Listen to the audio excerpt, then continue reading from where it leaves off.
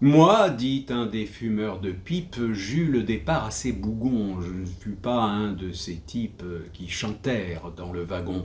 Triste et d'un vieux jardin que j'aime, mâchant encore le réséda, je me repliais sur moi-même au milieu de tous ces soldats. N'ayant jamais quitté mes landes, pour moi le pays et le sol, c'étaient mes quatre plates-bandes, autour de mon pain parasol.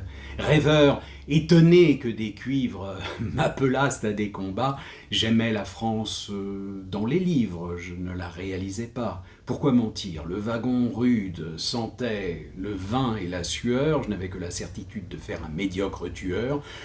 Je n'ai pu ni chanter ni boire, je me taisais, le cœur crevé, ne croyant pas à cette gloire, et que son jour fût arrivé.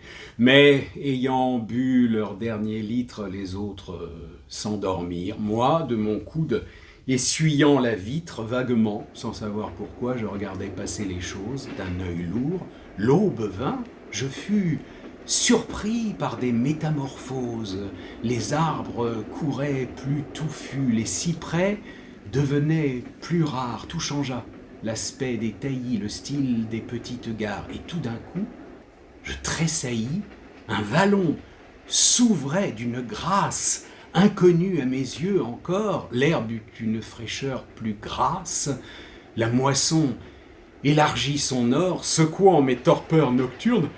Malgré moi, je m'intéressais, des pelouses s'ornèrent d'urnes et des jardins furent français. Des ifs nouèrent une ronde autour d'un rapide château. Un fronton fut une seconde le diadème d'un coteau.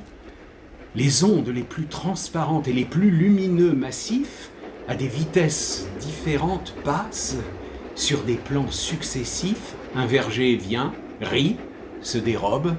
Sur elle-même, à la façon d'une femme montrant sa robe, la ville tourne à l'horizon, et quoi? Les cercles, les hachures que cherchaient sur l'atlas nos doigts sont au loin ces collines pures, ces doux rassemblements de toits, cette eau qui fuit, revient, s'écarte, prompte ou pleine de nonchaloir, c'est ce qui mettait sur la carte qu'un nom écrit sous un fil noir. Je frémis. Terre magnifique, tu vas te creusant, t'élevant, la figure géographique devient un visage vivant, tout s'allonge, rien ne s'escarpe, l'azur luit, le sol court, l'eau dort, nous prenons la France en écharpe, montant du sud-ouest au nord. Les mulets et les petits ânes sont devenus des percherons et les foulards des paysannes des bonnets et des chapeaux ronds. Au léger cerisier, l'échelle communique son tremblement. La lumière est spirituelle, l'ombre est un attendrissement. On voudrait, tant les cimetières et tant les villages sont beaux, veiller dans toutes les chaumières et dormir dans tous les tombeaux. Oh, le doux fleuve, avec son île! Et le cœur hésite toujours quand on cherche dans quelle ville on voudrait cacher ses amours. Elle m'a, bourgade surprise, hameau tout à coup rapproché, fait chérir toutes les églises. Cette course à tous les clochers, je me sens, oh, ferme vaillante, manoir gascon, chalet normand, dans mille intimités fuyantes, entrée vertigineusement, si vite que sa silhouette est passée d'un bond éperdu, j'ai vu dans la cour la brouette porter le coq à bras tendus, et je disais la France passe. Et des ongles, je commençais à battre un peu sur cette glace la charge du tambour français. Le charroux sort de la cuisine. La chanson règne dans l'azur, la rose au rosier blanc voisine, avec la poule sur un mur. Tout est naïf et grand. Ce être, entre l'auberge et le canal, trouve à la fois le moyen d'être du Corot et de l'Épinal. Belle contrée, aux lignes molles, je m'enfonce dans ta douceur en traversant les auréoles que tu portes autour du cœur. Tu présentes, selon tes courbes et selon que tu te formas d'argile, de craie ou de tourbe, des assortiments de climats.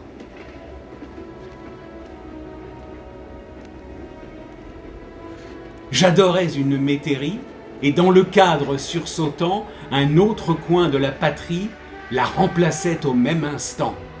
Et je voyais, sur les collines, passer le vin universel.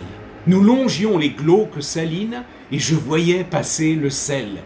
Nous roulions dans la plaine immense et je voyais passer le pain. Voilà ce que c'est que la France.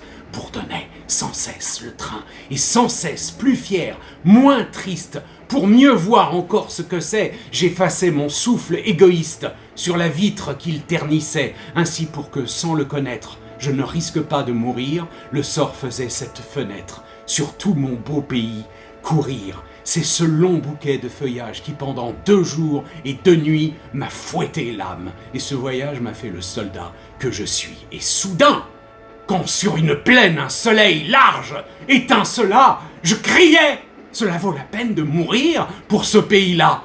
Je pleurais, je chantais « Aux armes !» Je bégayais tous les grands mots à propos d'un bosquet de charme, d'un quinconce de vieux ormeaux, d'un moulin, d'un tournant de route, et je disais, pâle et debout, elle vient de se montrer toute pour pouvoir me demander tout.